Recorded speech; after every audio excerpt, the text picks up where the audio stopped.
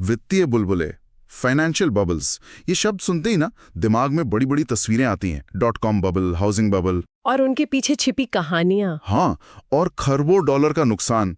सोचिए, जब 2000 के दशक की शुरुआत में वो .com बबल फटा था तो लोगों की जमा पूंजी से मतलब 6.2 ट्रिलियन डॉलर एक झटके में स्वाहा हो गए। 6.2 ट्रिलियन, ये आंकड़ा ही चौंकाने वाला है। और ये तो बस शुरुआत थी। कुछ ही साल बाद हाउसिंग बबल ने तो उससे भी ज्यादा 8 ट्रिलियन डॉलर से ज्यादा का सफाया कर दिया। ये सिर्फ नंबर नहीं है, ये लोगों की जिंदगी भर की कमाई है, उनके सपने हैं जो रातों रात गायब हो गए। बिल्कुल। तो सवाल उठता है कि भाई ऐसा बार बार होता क्यों है?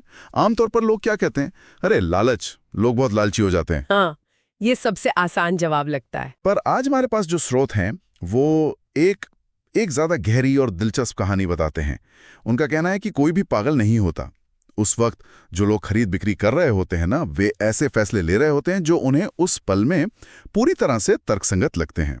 मतलब उस मोमेंट में वो लॉजिकल लग रहा होता है। हाँ, तो अगर लालच या पागलपन असली वजह नहीं है तो फिर क्या है?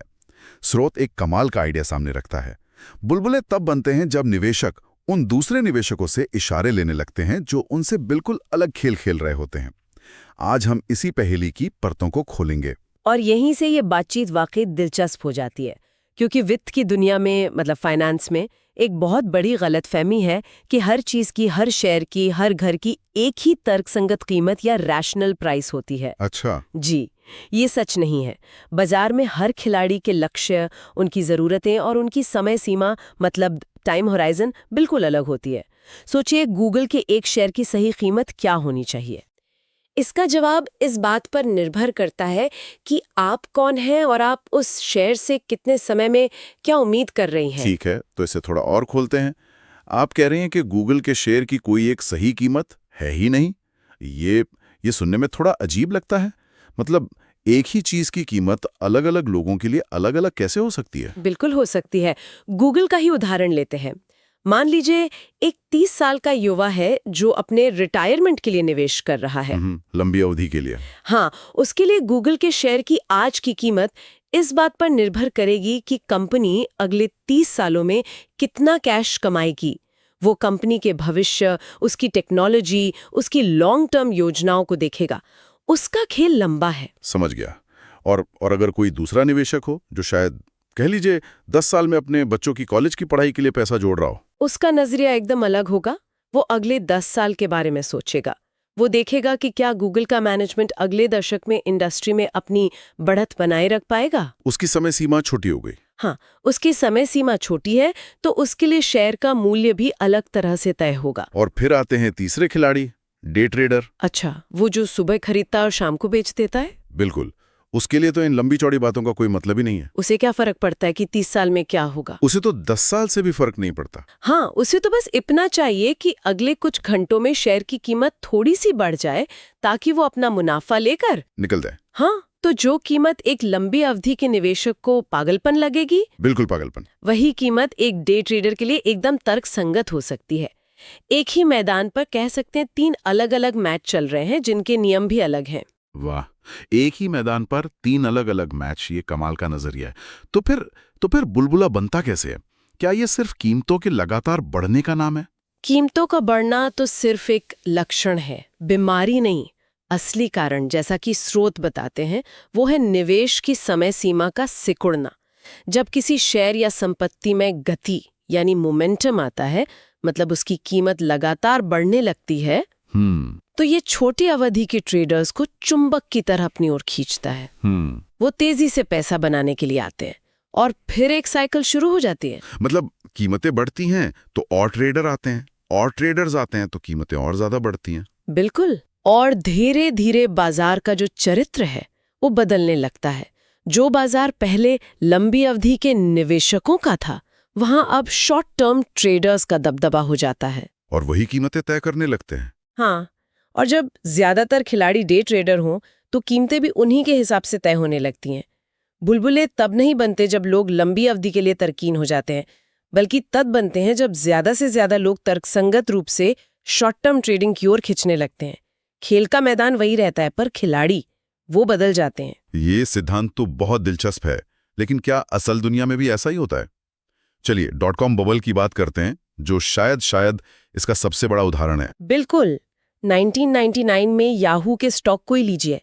उस वक्त अगर कोई लंबी अवधि का निवेशक उसकी कीमत को देखता तो वो अपना सिर पकड़ लेता।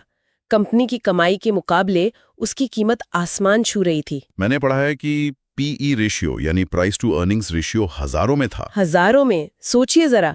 आमतौर पर तो 20-30 का पीई रेशियो भी ज्यादा माना जाता है। हजारों का मतलब तो ये हुआ कि कंपनी की कमाई लगभग ना के बराबर थी, लेकिन उसकी कीमत रॉकेट बनी हुई थी। कोई भी समझदार निवेशक इसमें पैसा क्यों लगाता?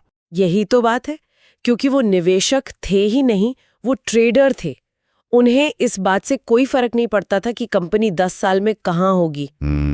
उन्हें बस ये पता था कि पिछले कुछ महीनों से स्टॉक हर दिन ऊपर जा रहा है और शायद आज भी जाएगा। उनका खेल बस कुछ घंटों या दिनों का था। उस दौर के अखबारों की सुर्खियां देखिए, लगातार रिकॉर्ड ट्रेडिंग वॉल्यूम की बातें होती थी। अच्छा, मतलब बहुत खरीद बिक्री हो रही थी। पागलों की तरह लोग शेयर खरीद कर रख नहीं रहे थे, बल्कि खरीद और बेच रहे थे। और स्रोत में वो म्यूचुअल फंड वाला आंकड़ा भी तो था जो इस बात को और पुख्ता करता है। हाँ, वो आंकड़ा तो चौंकाने वाला है। 1999 में अमेरिका में औसत म्यूचुअल फंड का सालाना टर्नओवर 120% था। 120%? जी, इसका सीधा सा मतलब है कि एक औसत फंड मैनेजर अपने पोर्टफोलियो के सारे शेयर साल में 1 से ज्यादा बार बदल रहा था। यानी वो भी ज्यादा से ज्यादा 8 या 10 महीने आगे की सोच रहा था, 20-30 साल आगे की नहीं। पूरा बाजार ही शॉर्ट टर्म हो गया था। और यही कहानी कुछ साल बाद फिर से दोहराई गई, बस मैदान बदल गया। इस बार स्टॉक मार्केट की जगह घरों का बाजार था, है ना? बिल्कुल वही पैटर्न। 2000 के दशक के मध्य में अमेरिका के कुछ हिस्सों में, जैसे फ्लोरिडा या लास वेगास में, एक साधारण से 2 बेडरूम वाले घर की कीमत $7 लाख तक पहुंच गई थी। $7 लाख? हाँ, अब सोचिए, एक परिवार जो उस घर में अगली 20 साल रहना चाहता है, क्या उसके लिए ये कीमत तर्कसंगत थी? शायद नहीं। उस कीमत को सही ठहराने के लिए या तो किराया बहुत ज्यादा होना चाहिए था या सैलरी बहुत ज्यादा, जो कि नहीं थी। लेकिन फिर भी लोग खरीद रहे थे धड़ाधड़। हाँ, क्योंकि उनमें से बहुत से लोग परिवार नहीं बल्कि फ्लिपर थे। फ्लिपर मतलब वो निवेशक जो घर सिर्फ इसलिए खरीदता है ताकि कुछ ही महीनों में उसे बढ़ी हुई कीमत पर बेच सके। उन्हें इस बात से कोई मतलब नहीं था कि घर का किराया कितना है या आस पड़ोस कैसा है। उनके लिए तो बस एक ही सवाल था। बस एक ही सवाल, क्या अगले 6 महीनों में इस घर की कीमत आज से ज्यादा होगी? और कई सालों तक इसका जवाब हाँ ही था। स्रोत के आंकड़े बताते हैं कि हाउसिंग बबल के चरम पर 12 महीने के भीतर दोबारा बिकने वाले घरों की संख्या 5 गुना बढ़ गई थी। 5 गुना? हाँ, ये सब फ्लिपर थे जो एक बिल्कुल अलग खेल खेल रहे थे। ठीक है, तो ये दोनों तरह के निवेशक अपने अपने दायरे में खुश हैं। शॉर्ट टर्म वाले तेजी से पैसा बना रहे हैं और लॉन्ग टर्म वाले शायद दूर बैठे देख रहे हैं। फिर दिक्कत कहाँ आती है? ये बुलबुला आखिर फटता क्यों है? दिक्कत तब आती है जब एक खेल के खिलाड़ी दूसरे खेल के स्कोर कार्ड को देखकर अपनी चाल चलने लगते हैं। जब लंबी अवधि के निवेशक शॉर्ट टर्म ट्रेडर्स की बनाई हुई कीमतों को देखकर अपने फैसले लेने लगते हैं। अच्छा, जब खेल आपस में टकराते हैं। हाँ, वहीं पर टकराव होता है और किसी न किसी को भारी नुकसान उठाना पड़ता है। सिस्को का उदाहरण लीजिए, जो .com बबल का एक और बड़ा नाम था। हाँ, सिस्को उस वक्त की सबसे बड़ी टेक कंपनियों में से एक। 1999 में सिस्को का शेयर एक साल में 300% बढ़ गया था। उसकी कीमत $60 प्रति शेयर थी और कंपनी की कुल कीमत $600 बिलियन आंकी जा रही थी, जो उस समय के हिसाब से अविश्वसनीय था। $600 बिलियन? जी, एक अर्थशास्त्री ने उस वक्त हिसाब लगाया और बताया कि इस कीमत को सही साबित करने के लिए सिस्को को इतनी तेजी से बढ़ना होगा कि वो 20 साल के अंदर पूरी अमेरिकी अर्थव्यवस्था से बड़ी हो जाएगी। ये तो सुनने में बेतुका लगता है। हाँ, मतलब जाहिर है ये नामुमकिन था। बिल्कुल। लेकिन उस लंबी अवधि के निवेशक के बारे में सोचिए जो उस दिन बाजार में आया।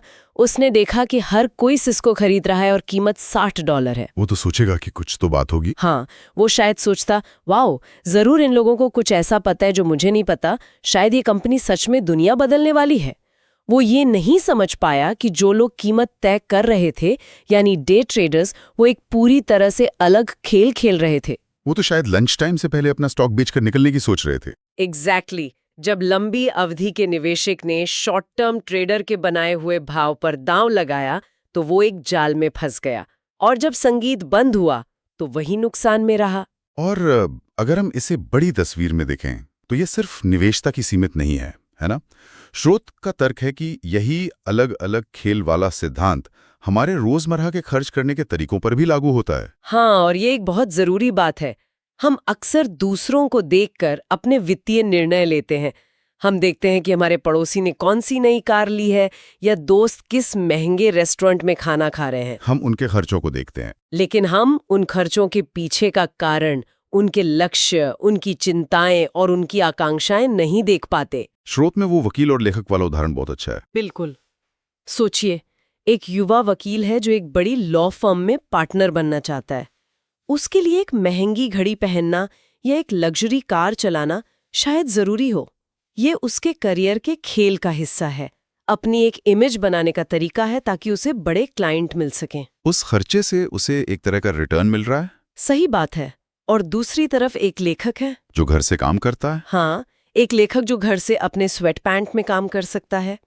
अगर वो लेखक उस वकील की नकल करके वही महंगी कार खरीद ले तो क्या होगा? उसे निराशा ही हाथ लगेगी। क्यों? क्योंकि वो उस वकील का खेल नहीं खेल रहा है। उस कार से लेखक को कोई नया पब्लिशिंग कॉन्ट्रैक्ट नहीं मिलने वाला। वो बस अपने आप को कर्ज में डुबो रहा है क्योंकि उसने किसी ऐसे इंसान की नकल की जिसके लक्ष्य और जरूरतें उससे बिल्कुल अलग थीं। ये सब सुनकर तो डर लगता है। मतलब एक आम इंसान इस चक्रव्यूह से कैसे बचे?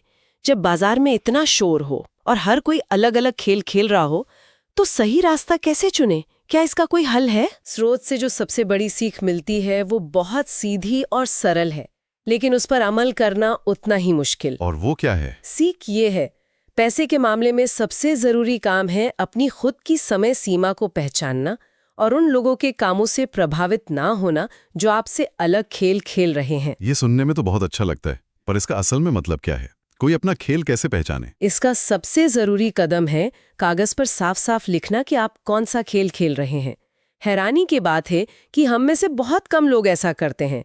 हम निवेश करने वाले हर व्यक्ति को बस निवेशक कह देते हैं, जैसे वो सब एक ही टीम के खिलाड़ी हों। जबकि ऐसा है नहीं। बिल्कुल नहीं। स्रोत का लेखक अपना व्यक्तिगत मिशन स्टेटमेंट का उदाहरण देता है।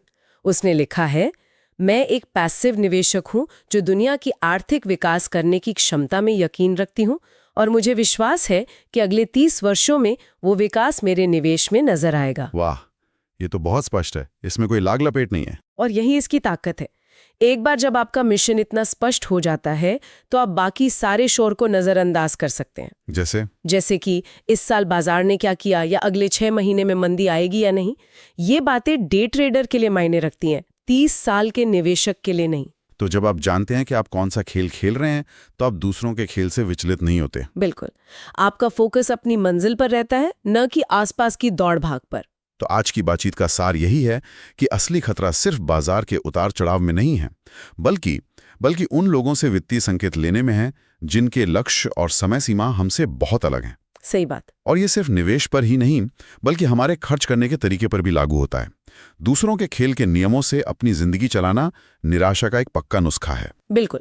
ये समझना कि हम कौन सा खेल खेल रहे हैं एक महत्वपूर्ण पहला कदम है, लेकिन ये एक और जरूरी सवाल भी उठाता है जिसके बारे में श्रोताओं को सोचना चाहिए। वो क्या? हम अपने लिए जो खेल चुनते हैं वो हमारे अपने स्वभाव से कितना प्रभावित होता है। हमारी अपनी स्वाभाविक निराशावादिता या आशावादिता, वो उस खेल को कैसे आकार देती है जिसे हम पहली बार में खेलने के लिए चुनते हैं।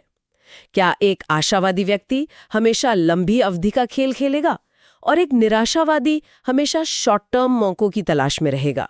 इस पर भी सोचना जरूरी है।